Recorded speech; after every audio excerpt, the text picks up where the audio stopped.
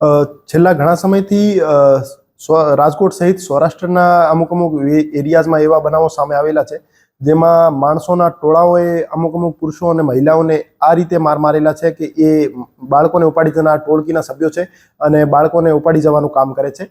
તો એ બધાને હું ક્લિયર કરવા માંગુ છું કે ફક્ત અફવા છે. એવા કોઈ પણ કિસ્સા અમારા ધ્યાનમાં આવેલા નથી જેમાં કોઈ રાજકોટ વિસ્તારમાં બાળકોને ઉપાડી જનાર કોઈ ટોળકી અથવા ગેંગ એક્ટિવ હોય અને બાળકો ઘરેથી ગાયબ થઈ ગયા હોય એવા એફઆઈઆર પણ અમારી પાસે રજીસ્ટર થયેલ નથી.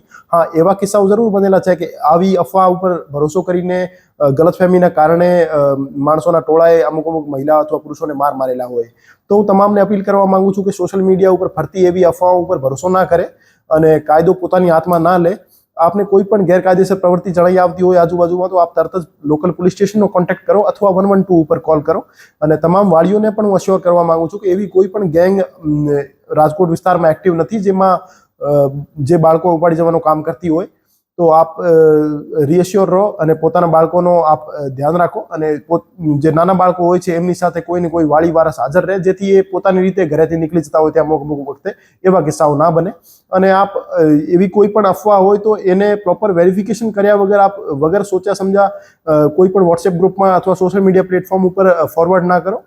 અને પ્રોપર વેરિફિકેશન કર્યા પછી જ આપ કોઈ પણ ન્યૂઝ એ સોશિયલ મીડિયા ઉપર શેર કરો અને જવાબદારીપૂર્વક વર્તન. સૌથી પહેલા તો સોશિયલ મીડિયા પ્લેટફોર્મ્સ જે છે એક્સ, ઇન્સ્ટાગ્રામ, ફેસબુક એના ઉપર અમારી ટીમો તો વોચ રાખી રહી છે પણ અમુક વોટ્સએપ ગ્રુપ ઉપર અમે વોચ નહીં રાખી શકતા જેમાં સોસાયટીના જે ઇન્ટરનલ ગ્રુપ્સ હોય છે. તો એમાં કોઈ પણ મેસેજ આપ ફોરવર્ડ કરો અથવા સર્ક્યુલેટ કરો તો એ સાચું હોય અને વેરીફાઈડ હોય. ફક્ત અને ફક્ત ક્યાંથી રિસીવ થયેલો મેસેજ આપ વગર સોચ્યા સમજા બીજા ગ્રુપમાં ફોરવર્ડ ના કરો જેનાથી કોઈ પેનિક ક્રિએટ થાય. તો અને વાલીઓને પણ હું અપીલ કરવા માંગુ છું કે આપ ખોટી અફવાઓને ફોરવર્ડ ના કરો, અફવા ઉપર ભરોસો પણ ના કરો અને પોતાના બાળકોનો આપ ધ્યાન રાખો પોતાની રીતે. અને નાના બાળકો જે હોય છે એના ઘરેથી નીકળી જવાના અમુક કિસ્સાઓ બનતા હોય છે તો એવા કિસ્સાઓ ના બને એના માટે આપ પરિવારનો કોઈ ને કોઈ સભ્ય એમની સાથે આપ રાખો.